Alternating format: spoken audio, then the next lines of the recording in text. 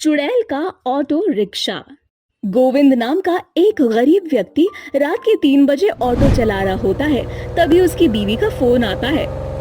रात के 3 बज चुके हैं, आप घर कब आएंगे? मैं बस घर ही आ रहा हूँ। तुम मेरी फिक्र मत करो और सो जाओ। इतना बोलकर गोविंद अपनी बीवी का फोन रख देता है और खुद से बोलता है, सच में बहुत ज्यादा रात हो चुकी है। अब घर जाना ठीक रहेगा। वैसे भी आज बहुत थक गया हूँ, नींद भी बहुत आ रही है। घर जाकर सो जाऊंगा और अगर रास्ते में कोई सवारी मिली तो उसे बिठा लूंगा। इतना बोलकर गोविंद अपना रिक्शा चालू करता है और अपने घर के लिए रवाना हो जाता है। तभी रास्ते में उसे रोड पर घायल अवस्था में एक औरत मिलती है, जो नीचे जमीन पर बैठे उसे हाथ दिखाकर रिक्शा रोकने के लिए बोल रही होती है। घायल स्त्री को देखकर गोविंद झट से रिक्शा रोक देता है और उससे बोलता है, अरे बहन, तुम्हें तो बहुत चोट लगी है और तुम्हारे सर से तो खून बह रहा है। तुम मुझे बताओ, तुम्हें कहाँ जाना है? तुम कहो तो मैं तुम्हें तुम्हारे घर छोड़ दूंगा। आओ मेरे रिक्शे में बैठ जाओ। जहाँ मैं बोलूँगी वहाँ छोड़ोगे? हाँ बहन बोलो, तुम्हें कहाँ जाना है? मुझे मेरे घर जाना है। हाँ बहन बिल्कुल आओ और मेरे रिक्शे में बैठ जाओ। इतना बोलकर गोविंद उस चुड़ैल को अपने रिक्शे में बिठा लेता है, जिसके बाद गोविंद चुड़ैल से बोलता है, बहन अपने घर का पता बताओ ताकि मैं तुम्हें तुम्हारे सही पते पर छोड़ सकूं। अगर मैंने तुम्हें अपना सही पता बता दिया तो तुम तो डर कर भाग जाओगे। इसीलिए जैसे जैसे मैं तुम्हें रास्ता बताती जा रही हूँ, तुम वैसे वैसे चलो। ठीक है बहन।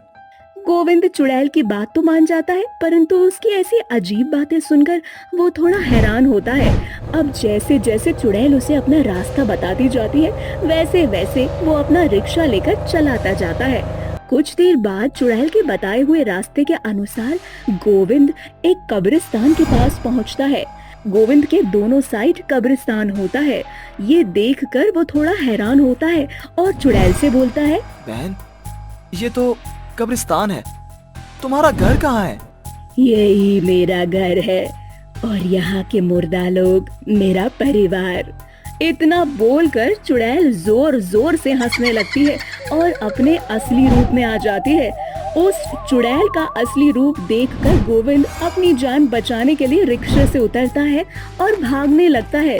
तभी चुड़ैल अपने कुछ साथियों का आह्वान देते हुए बोलती है, आ जाओ मेरी सखियों बहनों, मेरी बहनों, आज हमें एक गरीब का खून पीना है।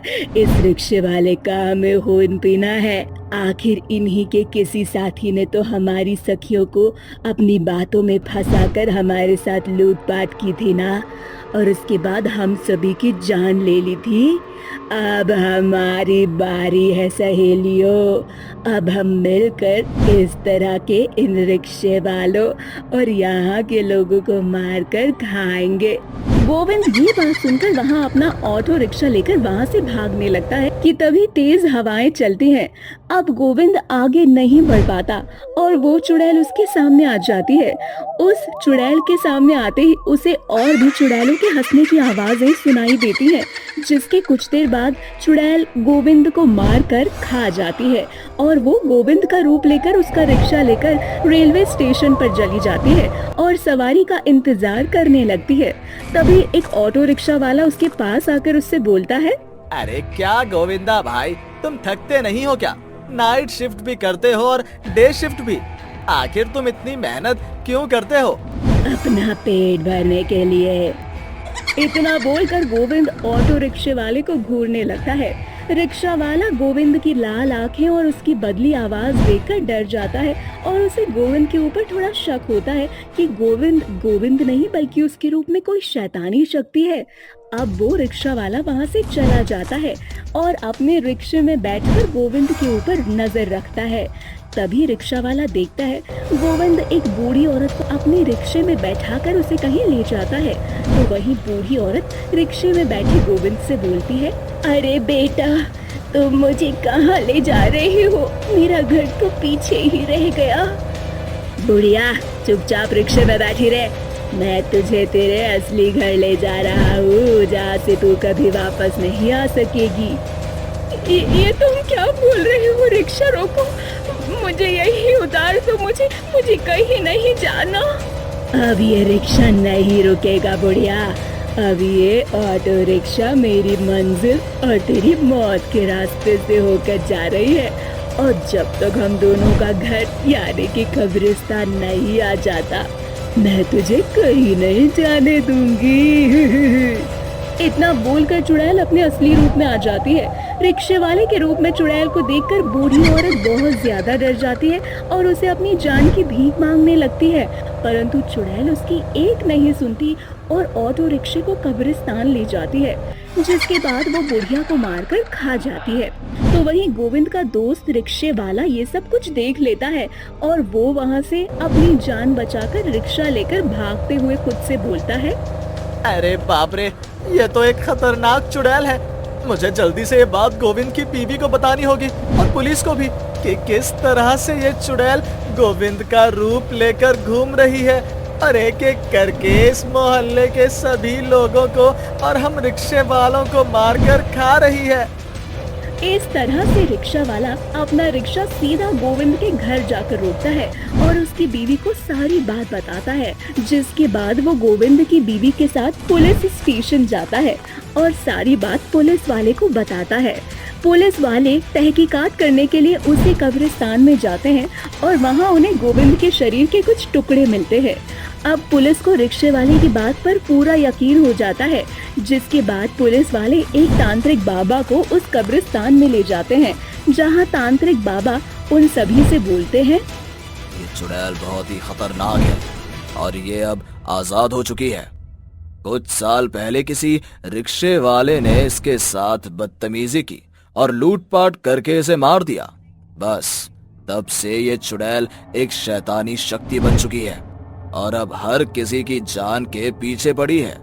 यदि हमने इस चुड़ैल को खत्म नहीं किया तो ये और भी ज्यादा शक्तिशाली हो जाएगी। बाबा, अब आप ही कुछ कर सकते हैं। उससे पहले वो चुड़ैल यहाँ आकर हम सभी को मारे। आप कुछ कीजिए। अब वो तांत्रिक बाबा कब्रिस्तान में बैठकर एक पूजा करते हैं। पूजा करने की वजह से चुड़ैल खींची हुई घेरे में आ जाती है, जिसके बाद बाबा उस चुड़ैल से बोलता है, तुम्हारे साथ बहुत गलत हुआ था, परंतु तुम किसी और के साथ गलत ना करो, इसलिए मैं तुम्हें रिक्शे के साथ कैद कर रहा हूँ, क्योंकि इस रिक्शे के जरिए तुम लोगों की जान लेती हो। बाबा, तुझे मुझे कैद करना है कर ले, पर मेरी एक बात याद रखना, मैं एक बार फिर आजाद होंगी और इस बार जब मैं आजाद होंगी तो पहले से भी ज्यादा शक्तिशाली बनकर आऊंगी और अपना रिक्शा लेकर तेरी जान लूंगी। हा हा हा हा। इतना बोलकर चुड़ैल हंसने लगती है और बाबा अपनी तांत्रिक शक्तियों से उस चुड़ैल को अपने वश में कर लेते हैं और उसे रिक्शे में कैद कर देते हैं, जिसके बाद बाबा उस रिक्शे को उसके कब्रिस्तान पर ही खड़ा कर देते हैं और रिक्शे के चारों तरफ एक दीवार खड़ी कर देते हैं ताकि कोई भी उस रिक्शे को चोरी ना कर सके और वो चुड़ैल कभी आजाद ना हो पाए।